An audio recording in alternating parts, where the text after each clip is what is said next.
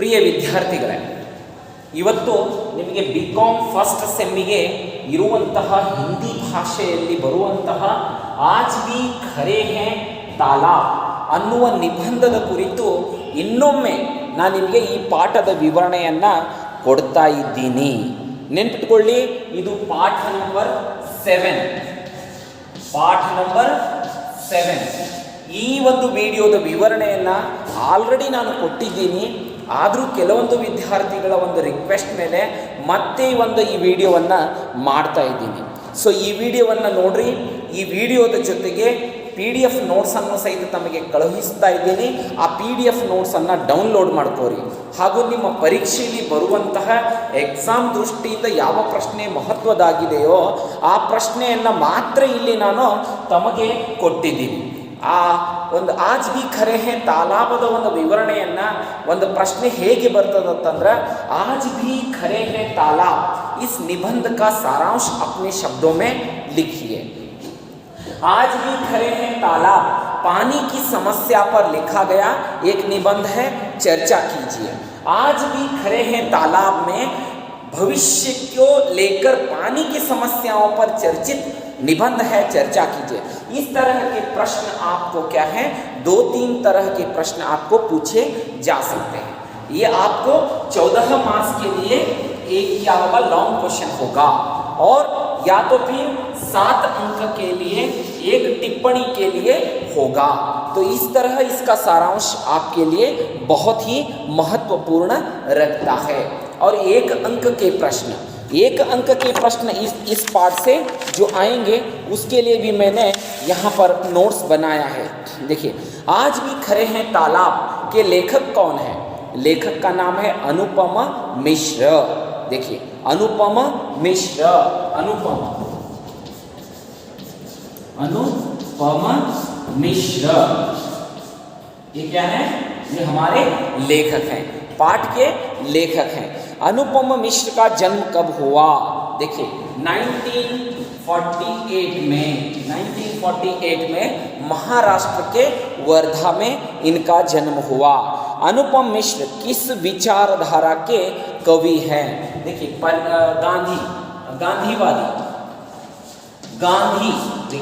गांधी विचारधारा के और पर्यावरण विचारधारा के कवि हैं. इसके हिसाब से हम देखते हैं, अनुपम मिश्र किस आंदोलन के माध्यम से जंगलों को बचाने का कार्य किया? चिपको आंदोलन. कौन सा? चिपको आंदोलन इन्होंने अनुपम मिश्र जी ने किया. इसके हिसाब से उन्होंने क्या किया? पेड़ों को बचाने का काम किया है. अनुपम मिश्र की कौन सी रचना ब्रेल लिपि में 13 भाषाओं में उपलब्ध है? देखिए, कौन सी? यही पाठ, आज भी खरे हैं, यही पाठ ब्रेल लिपि में है. कौन से लिपि में? ब्रेल लिपि में.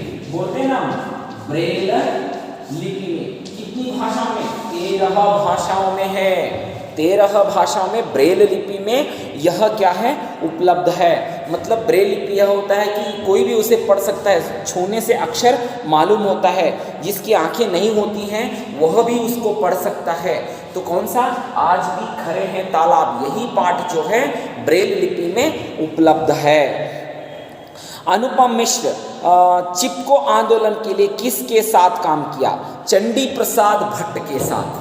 चंडी प्रसाद भट्ट के साथ इन्होंने क्या किया? काम किया है. तो यह आपको ध्यान में रखना है. देखिए, कुछ यहाँ पर मैं आपको निकाल रहा हूँ, ध्यान में रखिए. ओके, ध्यान. नेक्स्ट हमारा प्रश्न आता है कि आज भी खरे हैं तालाब कृति के लिए कौन सा सम्मान मिला है? जमुनालाल बजाज. कौन सा? जमुनालाल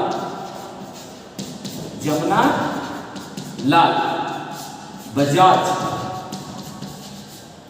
जमुनालाल बजाज सम्मान जो है मिश्र जी को किसके लिए मिला है? आज भी खरे हैं तालाब के लिए इनको मिला है.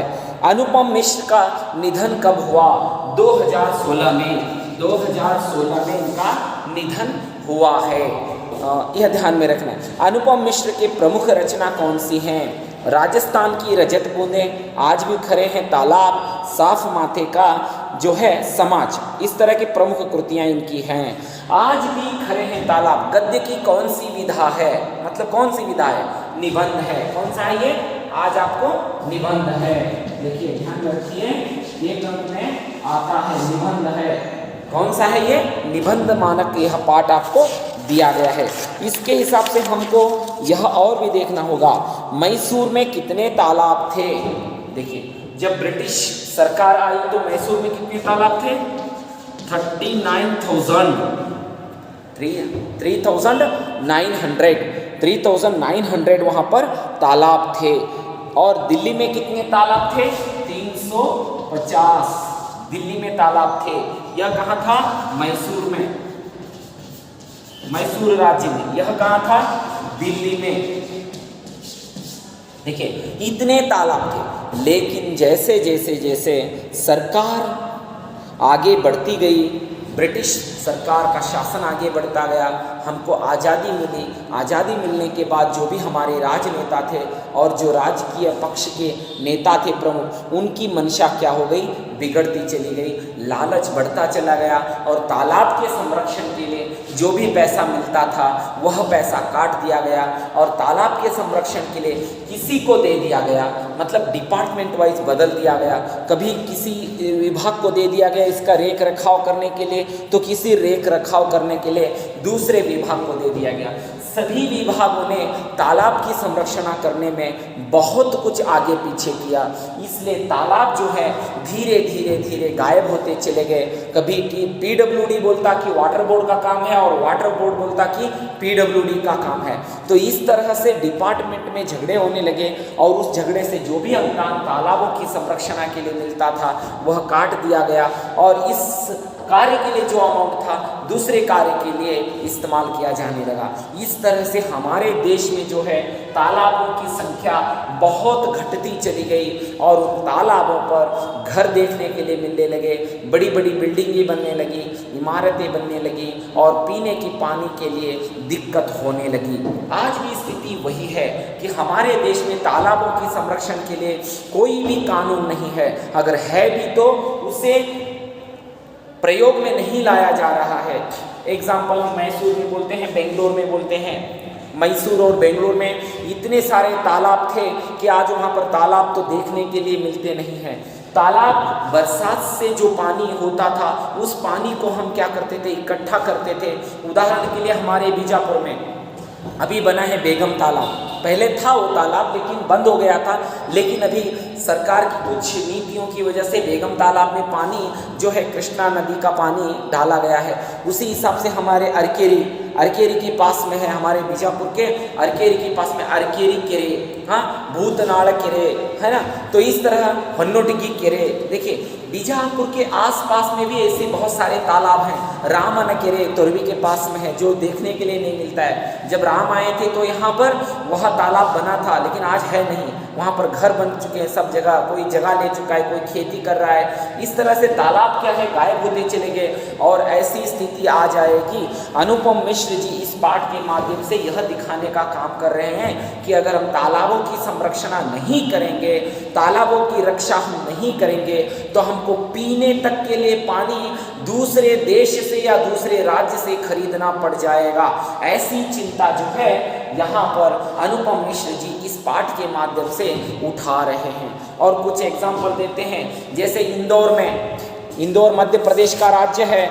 उस इंदौर में क्या होता है कि देखिए वहाँ पर 25 अप्रैल 1990 को, वहाँ पर कितने में 1990 को 25 अप्रैल 1990 को एक रेलगाड़ी जो है पानी भर के डिब्बों में लेकर आती है और उस पानी का स्वागत किया जाता है और उस पीने के लिए लोगों में बांटा जाता है। लेकिन उस पीने के पानी के लिए भी लेने के लिए रातों से लाइन लगी होती है, कोई सो नहीं पाता है और उस पानी के लिए झगड़े होते हैं, लड़ाई होते हैं। ऐसी स्थिति हमारे देश में आ गई है और ऐसी स्थिति ना आए तो हमें तालाबों की संरक्षण करनी होगी। यही चिंता यहाँ पर हमारे अनुपम मिश्र जी यहाँ पर उठा रहे हैं। देश आज आजाद हो गया है, देश हर एक नीति की तरफ काम कर रहा है, लेकिन देश में तालाबों की संरक्षणा के लिए कोई कानून नहीं बना है। अगर हम तालाब की संरक्षणा नहीं करेंगे तो यही स्थिति हमारी रहेगी। ऐसी चिंता यहाँ पर अनुपम मिश्र जी उठा रहे हैं। इस तरह कुल मिलाकर उनका कहना यही है कि गुजरात, तमिलनाडु, आंध्र प्रदेश, अन्य राज्यों में अगर हम ध्यान से देखें तो आज गर्मियों के दिनों में भी पानी पीने के लिए नहीं मिल रहा है, पीने के लिए पानी खरीदना पड़ रहा है। गांव में ये अलग बात है कि पीने की पानी दुकान में मिल रही है बिस्लेरी के रूप में, वो अलग बात है, लेकिन आजकल पीने के लिए पानी भी खरीदना पड़ रहा है।